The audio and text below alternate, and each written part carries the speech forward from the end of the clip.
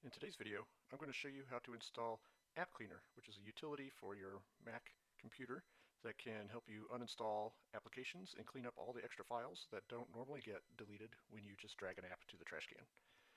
I'm going to install this using Homebrew rather than download the file from their website. I've got the website here on the screen. It's FreeMacSoft.net.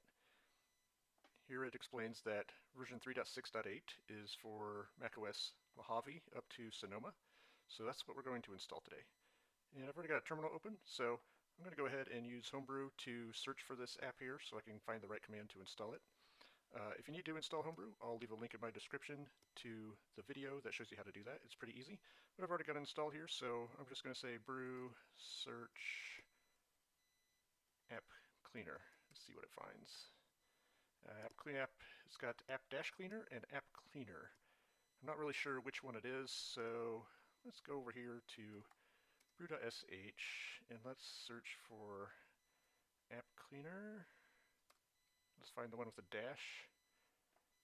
This one is from this URL. What is this? Nope, that's not what we want. Let's search for app cleaner. FreeMacSoft AppCleaner. Perfect. And looks like if we go to the cask code here, we can see that it will install 3.6.8 on Mojave or newer, and the URL is freemacsoft.net, which is where this website is located. So that is the one with no dash. So we copy this brew command here, brew install -- cask app cleaner, hit return. Okay, that took 20-30 seconds or so to install. So now if I open Launchpad, I see that App Cleaner is now installed here. When you try to open it, of course it's prompting me to make sure that I do want to open this. I trust it. I hit open.